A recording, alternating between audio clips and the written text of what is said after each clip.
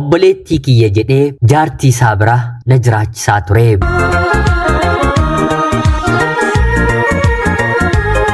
Yeroodhaaf maqaa kiyya himachuun barbaadu kanan dhaladheetti guddadhe Jiituu Magariituu Oromiyaa keessatti yeroo ta'u barnoota kiyyallee hanga kutaa 10 qofaatti seeraan baradhee xumureera.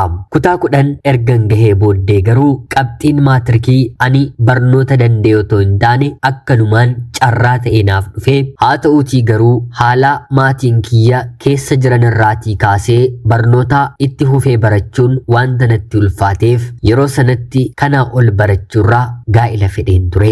Maatiin kiyyaa maatii baadiyyaa waan na ta'aniif gatii mana kiraa, nyaataa fi kanneen kana fakkaatan anaa fi obbolota koo warra dhiiraa kaaniif danda'aniiti nu barsiisaa turanii. Lakki jabaadhu warreen kaaniyyuu dandeenyeerra siitiin hin dadhabnu jedhanii na gaafachaa na kadhachaa turanis haala ittiin nu barsiisaa jiran sirriitti waan hin beekuuf ani maatii kootiif tole hin jenne. Sababa kanaatiif qormaanni maatirikii kutaa 10 akkuma naaf dhufeen mana galeen maatii waliin jiraachuu jalqabe.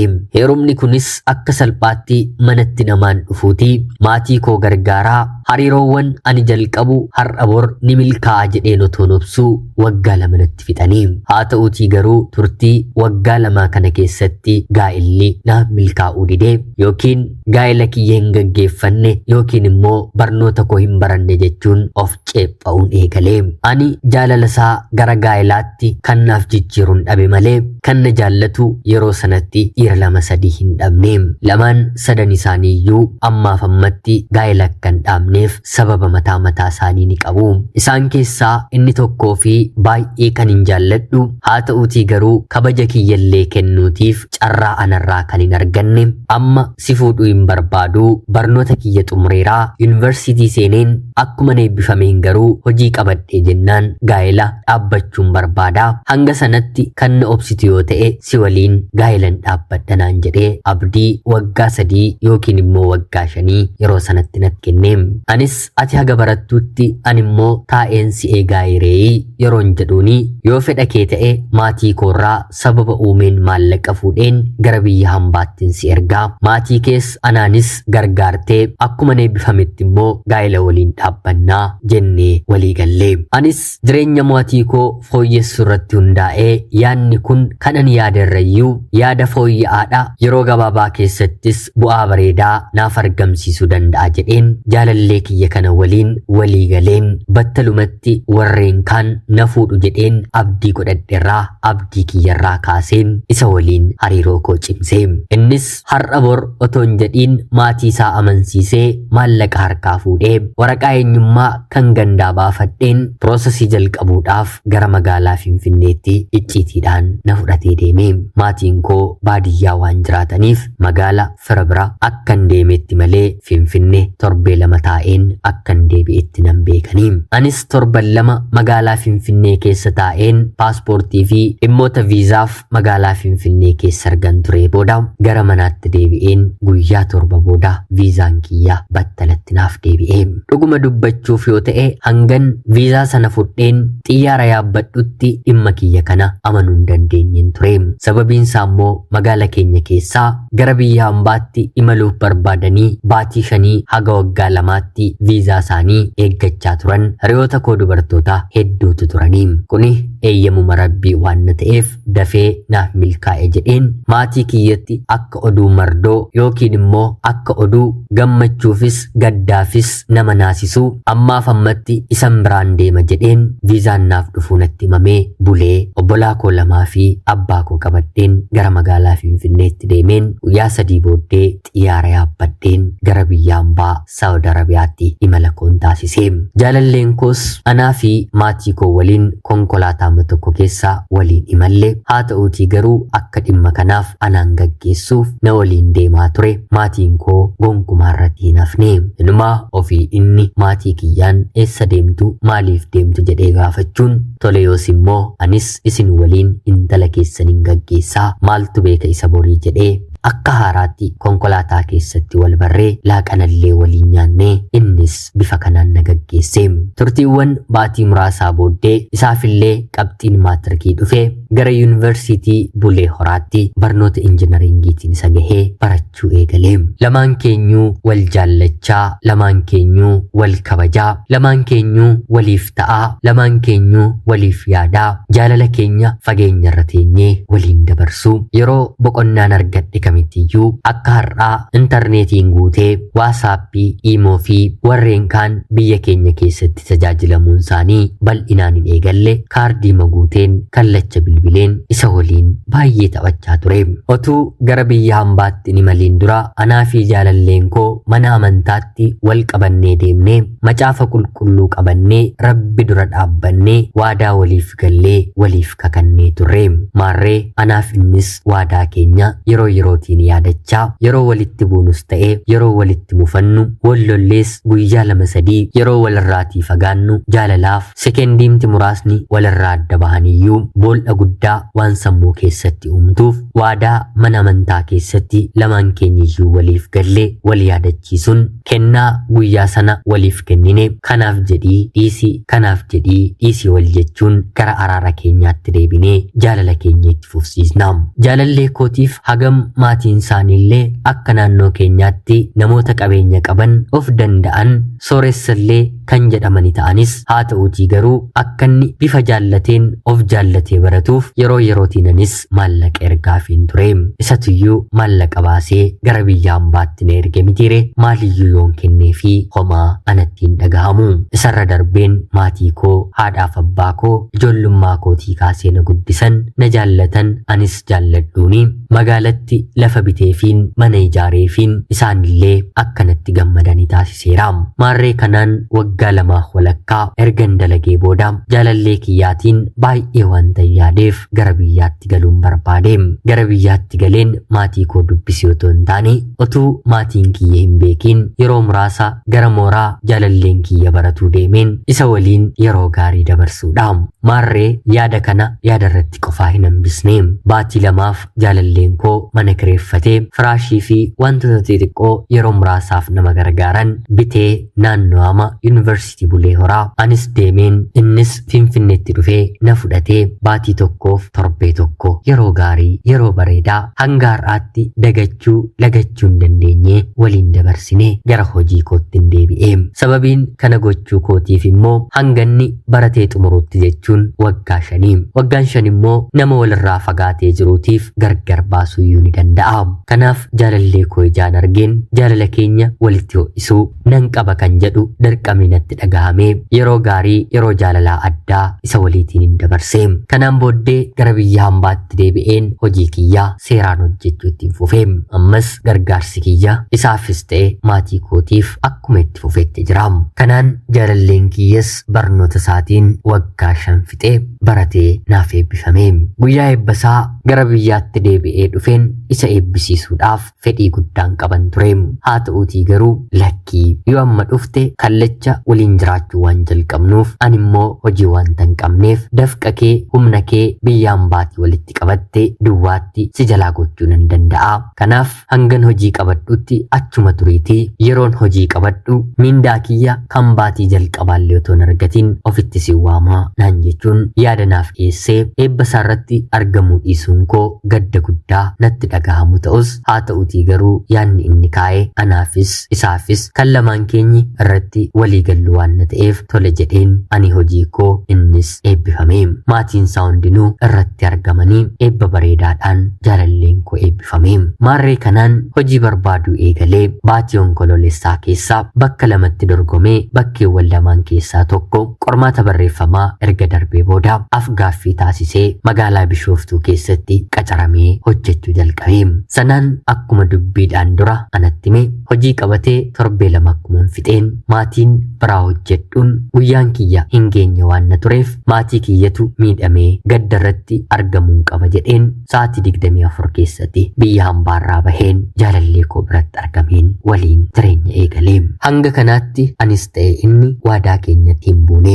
Jaalalli keenyi ammallee ho'aa salphaadha. Maarreegaa waliin jiraachuu eegalleerra mitire maatiin keenyis beekuu waan na qabaniif akkuma dubbiin naannoo keessatti namoota nu arganiin as magaalaa Bishooftuu keessa jiraniin maali intalli obbo Abaluu as jirti mitii jechuun odeeffamuu eegaleen maatiin koo na shakku yeroo jalqabu jaarsi gara maatii kiyyaatti akka inni ergamuun taasise.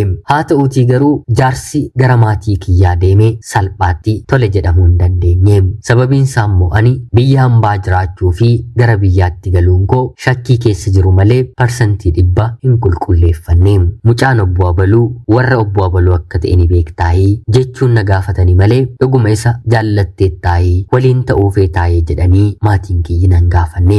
Sababiin isaa immoo akka naannoo keenyaatti garee fi gooxiidhaan gandaa fi amantaadhaan sabni warra Abaluu warra akkanaadha, sabni warra Abaluu immoo warra akkasiidha. Duunii yoo argamne malee warra akkanaaf ijoollee keenya hin laannu aadaa jedhamutu naannoo keenya jira. Hawaasni keenyi aadaa kana maaliif akka inni fidate beekuu baadhus haa ta'uutii garuu guutummaa guutuutti sirriidha jedheen hin fudhadhu. Dhalli namaa dhala namaa ta'ee haga argametti gadameessa haadha isaa keessaa yeroo bahu saba akkanaa amantaa akkanaa maatii akkanaa keessaa nan dhaladha jedhee hagam baanetti qomoo sanyii hiddaa fi amantaa isaatiin tuqamuu hin qabu amantaa jedhu ganamaan bulchadheera. Maatiin kiyya garuu kanaan baay'ee tuttuquun jaarsa kabajaan mana keenya dhufe lakkii jedhanii deebisanii.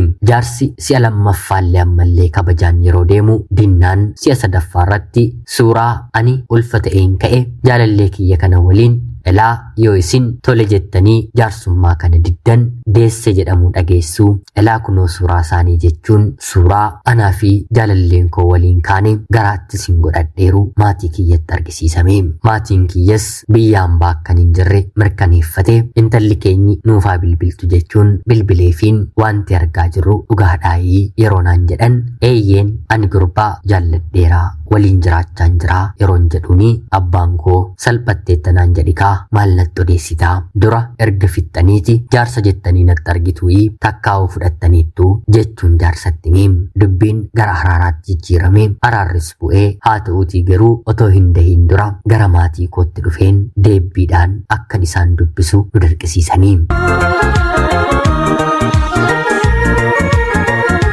Tole jennee garaatti godheen naannoo baatii 7 yeroo guunnu sirni deebbii gaggeeffamee anaa fi abbaan manaan koo wanta nu barbaachisu guuttannee maatiin kiyyas qophaa'anii hiriyoota wabiillee nuuf ta'uu danda'an qabannee gara mana maatii koo deemnee.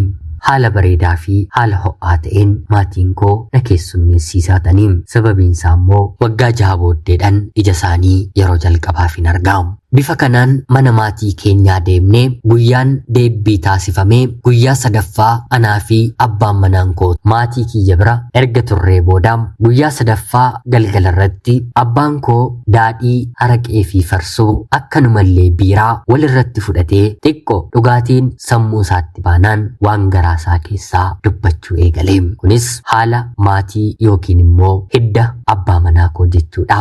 Abbaan manaan koo yeroo muraasaatiif wanta ga'e akka hin dhageenyeetti gurra isaa gadi qabee dabarsee.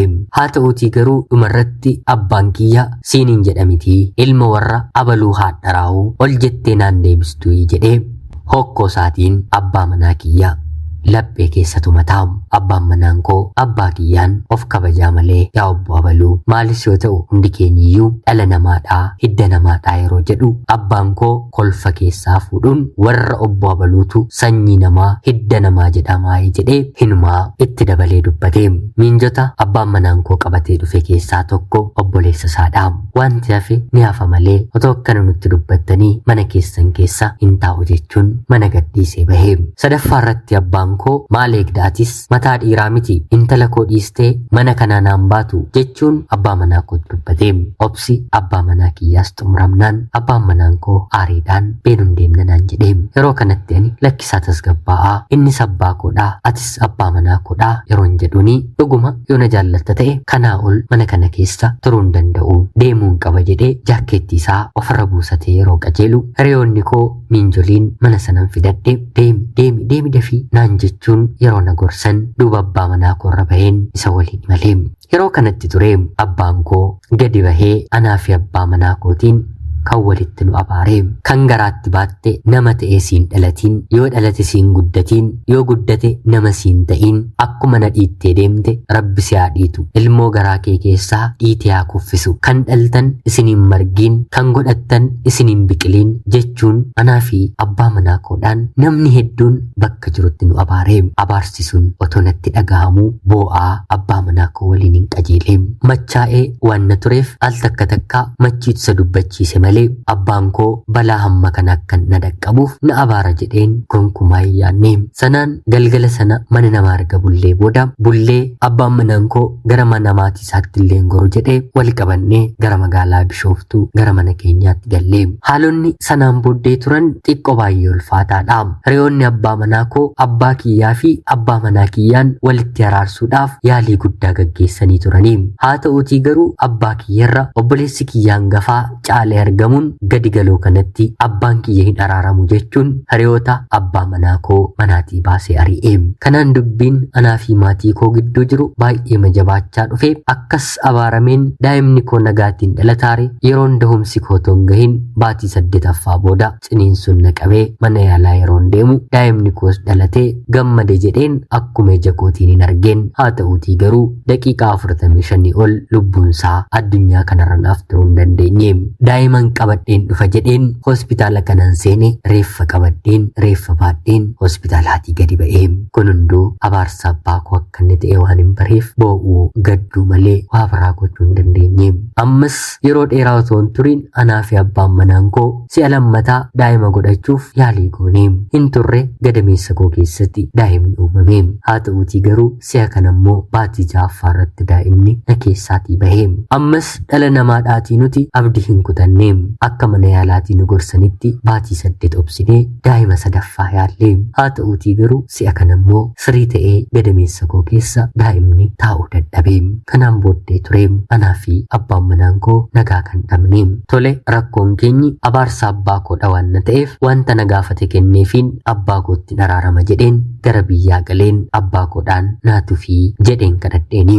Abbaan kiyyas yaantala koo anoo yeroo sumayyuu garaa kootii sin abaarree. Haa ta'uutii garuu gaa'ela keettani gammachuu hin qabu. Waggaa amma kanan sin dhamaaseera yoo ta'e immoo kunoo ija kee duratti ammallee siif hin tufaa. Akka ati gadadoo gadda keessa jiraattu hin fedhu.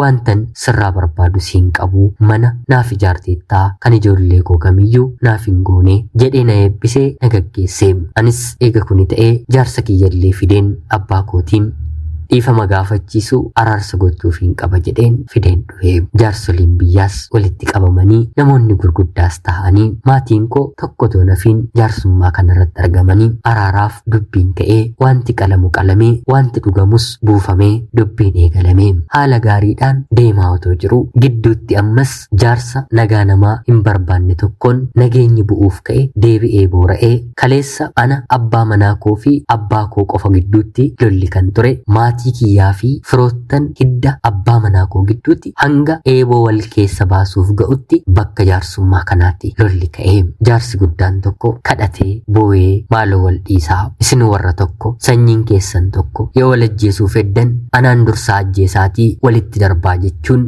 gidduu isaaniitti of darbatee jaarsi sun waan hedamuuf lolli ka'e otoo lubbuun hin darbiin hafee hundumtuu gara maatii isaatti deddeebi'ee. Dur rakkoon kan ture ana maatii koo fi abbaa manaa koo gidduutti kan ture. Maatiin isaaniillee gidduu seenanii intala maseena kana fuuteeti nu arrabsiistaa'ee ati kanaan booddee ishee waliin kan jiraattu yoo ta'e nu waliinis nagaan qabdu jedhanii maatiin isaa cufanii. Anaaf abbaa manaa koo gara Bishooftuutti deebinee baatii 4 qofa waliin jiraanne. Nageenyi gidduu keenyaa dhibee ni baana ni galla sababa garaagaraatiin walitti bu'aa oollaa. Dhumarratti inni guyyaa qofa hojii kan hojjetu galgalallee dabalatee faabrikaa keessa oolee buluu jalqabe. Sababiin isaa immoo yoo as deebi'ee gara manaatti dhufe ana waliinis nagaan hin jiru. Kanaan anis egaa kanaan booddee jibbameera gaa'elli koos dhaabbateera jedheen otoon hin beekiin piroosesii gara biyya hambaatti galeen imala koo gara biyya Arabaatti taasise. Sanaan booddee anaaf inni walitti himnee walirraatii adda baanee gaa'ela isaa lammataa dhaabbachuuf baatii 8 qofa isatti fudhate. Achuma naannoo magaalaa Bishooftuutii mucayyoo argateen fuudhee gaa'ela dhaabbatee seera qabeessaan jiraachuu jalqabe. Maalis yoo ta'e anatti hin tolu mitiire anis erga inni fuudhee anis maalin hojjedha jedheen manan hojjedhu keessaa ba'een badeen dubartoota biyya keenyaa ala hojjetanitti dabalamiin nama yeroo gabaabaa keessatti gaa'ela dhaabbachuu barbaadu naaf barbaadaa jedheen. Isaanis ijoollee dhiiraa yeroo sanaaf seenaa isaanii dhugaa hin beekne natti mun na filachiisanii filadheen gaa'ela tattamaa jaarradheen. Yeroo abbaan manaan koo suuraa isaa gama toora feesbuukiidhaan maxxansu anis inaaffaadhaan maxxansuun eegaleem. Wal bareen torbee lamayyuu hin guunneem suuraa cidhaa yookiin immoo gaa'elaa kan isa waliin ka'een maxxansuun jalqabeem. Maatiin isaas na eebbisanii innis na jaallatee gaa'ela jalqabneem. Hojiillee nan qabadheem. Naannoo baatii afurii akkuma waliin jiraanneen abbaan manaan koo daa'ima godhatee daa'ima godhachuusaa gama sooshaal miidiyaatiin maxxanseem. Anis kana argee gubachuun daa'ima godhachuun qaba jedheen daa'ima godhachuudhaaf yaalii gaggeessuun eegaleem. Haa ta'uutii garuu abaarsi abbaa koo gaa'ela kana keessattis na jalaa nafne nan yaala godhachuu hin dandeenyeem. Waggaa tokko guutuu yaaleen naaf milkaa'uu dinnaan abbaa manaa kiyyaan gara abbaa manaa biraatti nan jijjiireem. Isa kana birallee akkanuma naannoo baatii 9 yaaleem. Gaa'ela sadaffaan dhaabbadde jechuudhaam. Haa ta'uutii garuu naaf ta'uu hin dandeenyeem. Anosii takkaa otoo hin argatiin abbaan manaan koo daa'ima lammaffaa argate. Yeroo kanatti waa'ee isaa akka hin argineef waa'ee isaa akka hin dhageenyeef bilookkiin ofirraatii godheem. Feesbuukii banadheen jirus cufeen maqaa fi eenyummaa gara biraadhaan haaraan banadheem. Ammas abbaa manaa koo sadaffaa dhiiseen otuman isa waliin jiruu dhiira gara biraa waliin hariiroo jalqabeen gaa'ela dhaabbadheem. Gaa'elli si'a kana hin naaf ta'a jedheen abdii guddaatti kennee tureem. Sababiin isaa immoo jalqabuman hariiroo isa waliin eegalu marsaan laguu koo anarraatii dhaabbatee tureem. Haa ta'uutii garuu seexanatu gaa'ela koo sadaffaa keessaa na baasuuf jedhee kana natti argisiiseem. Daa'imni na keessatti uumame homaayyuu hin jiru. Kanaan asiif achi otoo hin jedhu takkaa qabaa takkaa gadhiisaa dhiirota 4 biyya hambaa keessatti gaa'elaan waliin dhaabbadheen deebiseen isaan hiikeem. Jireenyi kan koollee jeeqameera. Dargaggoonni 2 gara dhumaarran gaa'ela isa waliin dhaabbadhe kana dura gaa'elallee beekanii ture. Jireenya isaaniis nan jeeqeem. Kanneen kaan duraa garuu kana dura takkaa 2 fuudhanii gaa'elli ta'uu fi dinnaan dhiisanii kan bahanidha. Gaa'ela arfaffaa booddee yookiin kan abbaa manaa koo waliin gaa'ela 5 booddee kanaan booddee gaa'elli nan barbaachisu jedheen of hin cufeem. Waliigalaanis si'a lammaffaa kana hojiidhaaf gara biyya hambaa dhufeen waggaa 5f naannoo baatii 7 hojjedheem. Waggaa 5f baatii 7 booddee akka malee na dhukkubee hospitaalan seenee maallaqan walitti qabu sharfee tokko otoo ofirratti nan bisatiin na harkaa dhumnaan waan ittiin yaalamu deebisee dhabnaan kanaan booddee gara biyyaatti galuun qaba jedheen gara biyyaatti nan dhufa jedheen eenyuufillee toon bilbiliin buufata xiyyaaraa boolee gaheen abbaa manaa koo duraatti bilbilee haala kanarran jira maatiin koos nan beekanii akkan dhufe eenyuyyuu hin beeku yeroon jedhu daqiiqaa muraasanaaf kennii amman si bira gahanaan jedhee konkolaataa kontiraata qabatee dhufee bakkan jirutti dhufee na fuudhee gaafa na argu hin nahee imimmaansaa lakkuudhaan ija isaarra yaa'anii maal taate naan jedhee anis wantan ta'e bo'aa ittiin himeem. Ammallee na dhukkubaa taa'ee turus dhaabbadhee turus haasa'aa turus gonkumaa hin danda'u. Konkolaataadhaan na fuudhee deemee mana yaalaa na geessee qoricha wayii naaf ajajanii na fuudhee gara manaatti galee haadha manaa isaatiinis obboleettiitti naaf ooltii biyya hambaa turtee dhukkubsatteeti dhuftee maatiin ishee haala kanaan arguun isaanii gaarii waan nan taaneef gaafa fayyitu haala mijeessinee yookiin gara biyya hambaatti yookiin immoo gara maatii isheetti ergina jechuun amansiiseenii. Haati manaansaas tole jettee dubbii isaa amantee mana ishee keessatti anaan na kunuunsu eegalteem. Dhuguma dubbachuuf kunuunsa addaan argadheem. Baatii 2 walakkaa mana ishee harka isheerran taa'eem. Na nyaachistee na obaastee guutummaa guutuutti nan fayyeem. Akkan fayyees hiriyoota koo biyya hambaa jiran waliin jiraachaan turetti isaanitti mannaan walitti buusanii maatiin kee harka duwwaadha akkasiin hin jenninaan jedhanii maallaqa xiqqoo naaf erganiim. Anis tole jedhee gammadeen abbaa manaa duraa kiyyatti kunoo hiriyoonni koo maallaqa kana naaf erganiiru deemnee naaf baasna jedheen isa qabadhe deemeen. Hiriyoota koof maallaqa xiqqoo anaaf immoo yeroo sanatti maallaqa guddaa kan ta'e naaf erganiin karaa weestarni yuuniinii baafadheen kanaan booddee jireenyi koo maalaa ta'u kanaan ol haadha manaa keerra turuu hin barbaadu ishee isheen nama baay'ee gaariidha. Haadhaa ol naaf taateetti yeroon jedhuuni hojii barbaadde yaadiiti. Magaalli kun magaala nama jijjiiruu danda'udha. Hojii ta'e hojjedhu. Anis maallaqan qaburraa itti siif hin dabalaa. Barbaachisaa yoo ta'e namarraas nan liqeeffadhaa. Maatii koorraas nan fuudhanaan jedheem. Anis tole jedheen gosoota hojii hojjechuu hin danda'u yaaduun jalqabeem. Kanaanis dursa mataa kiyyaaf otoon banatiin dura wantan hojjedhu barbaadu manan hojjedhu danda'urraatii qacarameen hojjedhaa jedhee gaafadheen. Innis yaadni kee sirriidha jedhee na jajjabeesse. Kanan yaade mana nyaataa banuudha. Dallaalaadhaan gaafatamee manni nyaataa hojiin naaf argame mana nyaataa aadaa kan Oromoo kan hojjetu ture. Mana sanatti qacarameen baatii tokko qofaan hojjedhe. Baatii tokko hojjedheen hojii hundumaa bareem. Sanaan booddee maallaqa baaseen naannoo magaalaa Finfinneetti mana nyaataa aadaa xiqqoo taate haa ta'uutii garuu qulqullina qabdu banadheen hojjechuu jalqabeem. Hojii kana keessattis hangam barutti naannoo baatii 4 natti fudhateera. Biyyaan baatii dhufeen baatii 8ffaatti hojii kiyya seeraan hojjetachuu jalqabeera. Jireenyis toora irratti naaf galtee abbaa manaa koo duraatiin maaloo iccitii dhimaaniyyuu haa ta'u oolmaa guddaa kana wanta naaf oolteef daa'ima tokkollee sirraa argachuun barbaada. Nan beekaa yaaleeraa haa ta'uutii garuu ammas deebisee yaaluun barbaada. Dhala kee yoon godhadhe baay'een gammadaa baay'een boonaa. Amma dhukkubsadhee waan hin argeeruuf rabbis imimmaan dhukkuba koo argee balleessaa cubbuu abaarsa koo narraa kaasaa jedheen kadhadheeni. Takkaayyuu hin turre abbaa manaa koo duraa waliin iccitiidhaan dhokseen baatii tokko bakka inni jirutti deemeen waliin ciisaan ture. Rabbis na gargaaree daa'imni naaf uumamuu qofa otoo hin taane otoo yaadda'uu otoon kadhadhu baatii 9 narraa fixee nagaadhaan hospitaalatti opereeshiniidhaan hiikameen umrii koo waggaa 36tti daa'ima jalqabaa godheen har'a guddifachaan jira. Jireenyi koo balleessaa maatii kootiin bu'aa guddaa argeera. Haa ta'uutii garuu kanan dhama'aa barbaachaa ture daa'imuma argachuudhaatii daa'ima argadheera. Rakkoon ana biratti uumameeru garuu akka anaaf abbaan manaan koo obbolaan taane haati manaansaa yeroo ammaa kanarratti nurratti barteetti. Ergan daa'ima godhadhee anaaf abbaan manaan koo duraa hariiroo waliif qabaachuu baannus haa ta'uutii garuu namni yoo namaaf milkaa'e keessummaan yoo mana dhufii dhufe icciitii keenyallee dabarsee waan kennuuf anaaf ishee yeroo ammaa kana walitti hin dubbannu isa waliin illee nageenya hin qabanii. Ani inni gara koo akka inni dhufu otoo hin taane nagaa ta'ee haadha manaasaa ijoollee isaa waliin akka inni jiraatu qofaadha. Fedhii kiyyaan daa'ima kana waan tan irraa godhadheef mataa kootiin rabbi kannaaf kenne kanaatiin guddifachuu qofan barbaada. Isin obboloonni koo seenaa kiyya dhaggeeffattan rabbi maatii kanaaf nagaa haa buusu jedha. Ana obboleettii keessan naannoo magaalaa Finfinnee irraatii. Ulfaadhaa nagayaatti galatoomaa.